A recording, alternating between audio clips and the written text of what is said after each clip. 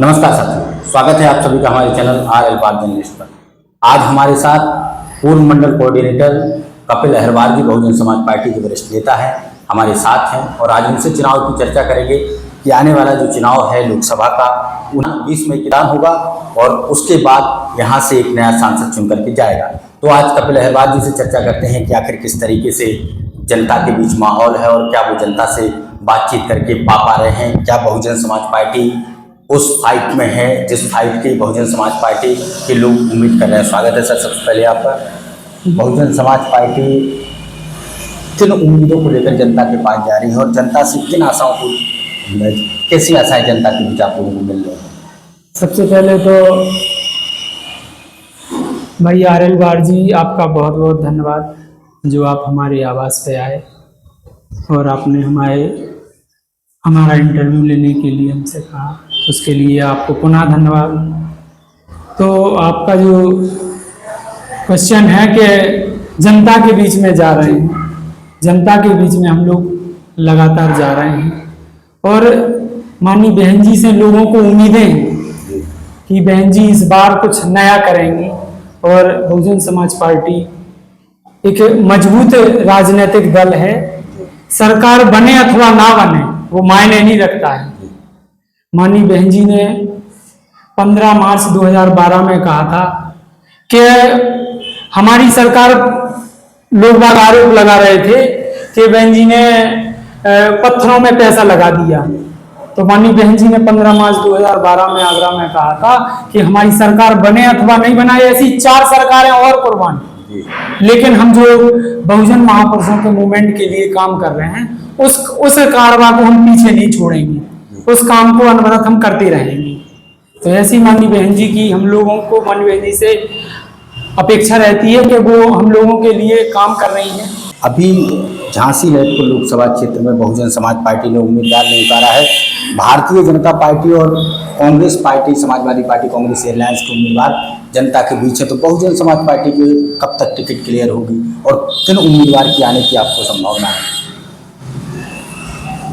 Bahujan Samaj party एक ऐसा राजनीतिक दल है जो बहुत ही अनुशासित दल है, जिसकी नेता हम सबके आस्था एवं स्वाभिमान की प्रतीक आयरन लेडी बहन कुमारी मायावती जी, जो भी कैंडिडेट हम लोगों के बीच में लाएंगी, हम लोग रात दिन एक करके उसे जिताने में लगेंगे। और हम लोगों की पूरी तैयारी है, बूथ स्तर पर, सेक्टर स्तर पर हमारे जो भी पदाधिकारी हैं, सब लोगों की पूरी तैयारी है।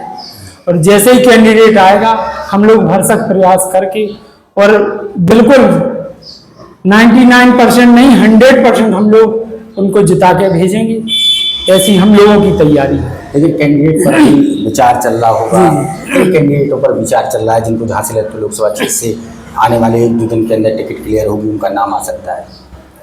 देखिए, कैंडिडेट की बात करें जाए तो माननीय बहन जी इस बार जो लोकसभा की सीट है झांसी ललितपुर, यहाँ पे माननीय बहन जी ने बैकवर्ड पे माननीय बहन जी का दाव रहेगा।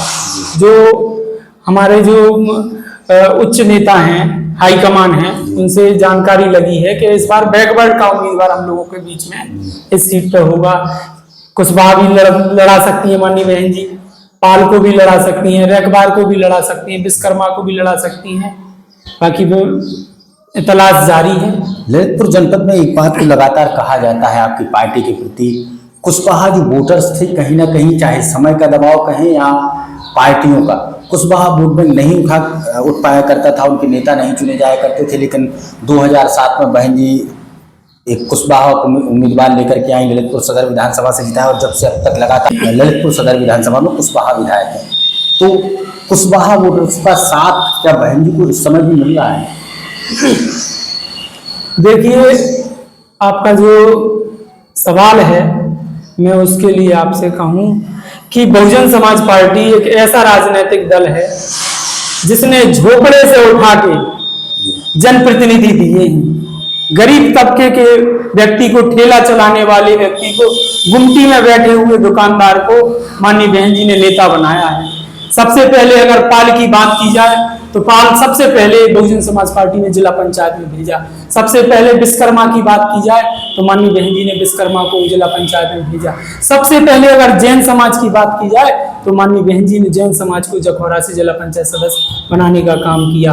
और कुशवाहों की बात की जाए तो कुशवाहा माननीय बहन जी ने 2007 में नाथूराम कुशवाहा जी को, जैसे ही उन्होंने रिटायरमेंट लिया, माननीय बहन जी ने उनको अपना प्रत्याशी बनाया।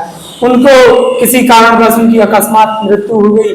उनकी पत्नी सुमन देवी कुशवाहा को माननीय बहन जी ने उपचुनाव में लड़ाया, उन्हें भी बनाया। 2012 में रमेश कुशवाहा जी को भी बनाया। तो ऐसा नहीं है कि माननीय बहन जी के प्रति कुशवाहाओं का रुझान है इस बार, किस कारण से कुशवाहाओं का जो भी रहा हो वो कुशवाहाओं तक सीमित है, लेकिन इस बार माननीय बहन जी की तरफ कुशवाहा आशा भरी निगाहों से देख रहा है। वो कुशवाहा इस बार माननीय बहन जी को, बहुजन समाज पार्टी को वोट देने का काम। एक तरफ प्रदीप जैन आदित्य दम भरते हुए दिखाई देते हैं तमाम रैलियों में कहें या उनकी जो नुक्कड़ सभाएं हैं उनमें। उनका एक कहना होता है कि जो दलित समाज का वोटर्स है वो उनकी तरफ अग्रसर है। तो इस बारे में क्या कहें?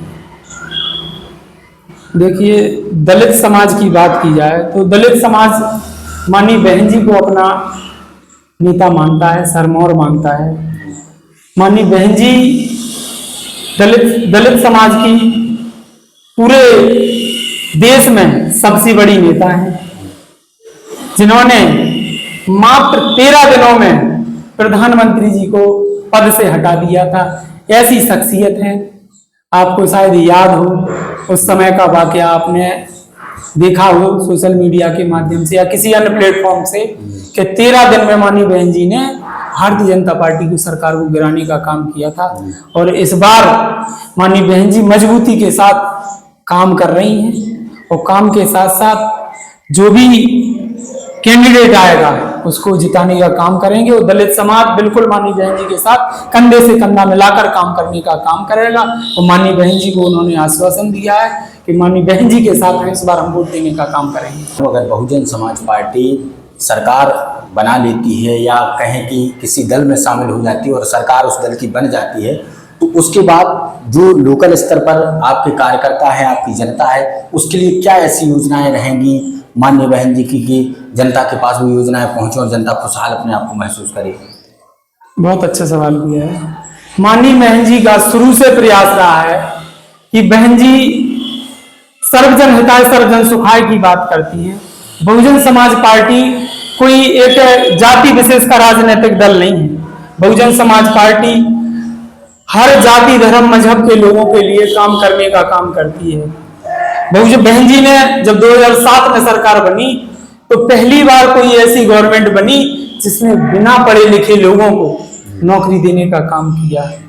माननीय बहन जी की पहली प्राथमिकता है 5 किलो राशन देके जनता को गुमराह करने का काम नहीं। बहन जी ने कहा है हम कहने में नहीं करने में विश्वास करते हैं। और जब जब माननीय बहन जी की सरकार बनी है लाखों लोगों को रोजगार देने का काम किया है। और बहन जी के जो उत्तराधिकारी हैं आकाश आनंद जी, वो भी इस बात को अपनी रैलियों के माध्यम से कह रहे हैं कि हम 5 किलो राशन के लिए वोट नहीं दिया था हमने, कि 5 किलो राशन में हम आपके यहाँ गिरमी लग जाएं।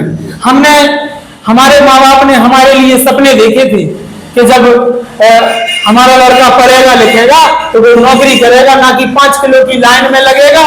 उन्होंने सपने देखे थे कि वो इंटरव्यू वाली लाइन में लग के नौकरी मांगने के लिए वहां खड़ा होगा, ना कि 5 किलो राशन में। आप लोग हमको भिखारी नहीं है कि आप 5 किलो राशन में भ्रमित करने का काम कर रहे हैं। तो माननीय बहन जी की प्राथमिकता है कि जब जब सरकार बनी है, कोई भी सरकार रही हो, 4 बार माननीय बहन जी ने उत्तर प्रदेश में सरकार बनाई है, तो माननीय बहन जी की प्राथमिकता रही है सबसे पहले रोजगार, शिक्षा, ये बहन जी की मूलभूत उपलब्धियां रही हैं। अब बस अंतिम सवाल है जी।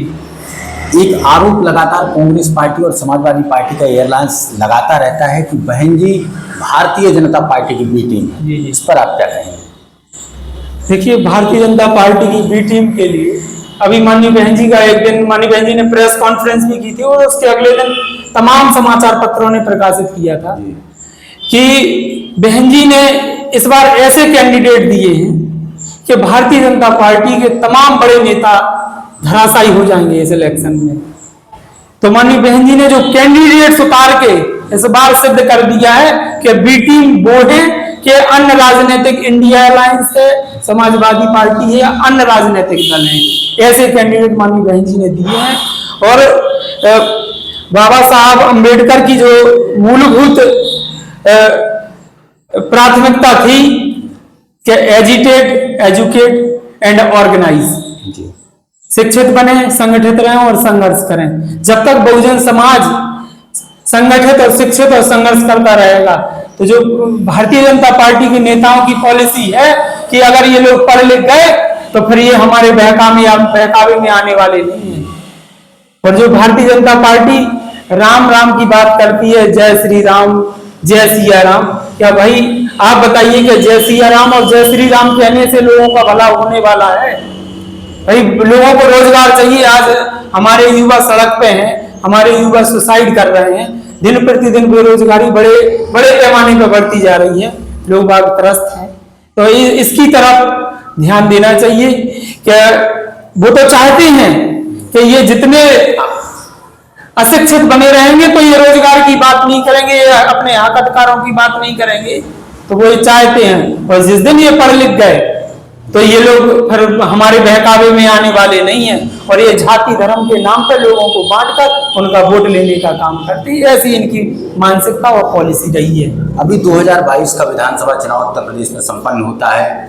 बहन जी की एक रैली होती है और बड़ी ही, उस रैली को क्या कहें, उरई में जाकर के वो रैली होती है। ललितपुर, झांसी, इन दो जिलों को छोड़ दिया जाता है। तो अब की बार क्या झांसी ललितपुर लोकसभा क्षेत्र में बहन जी की रैली होगी?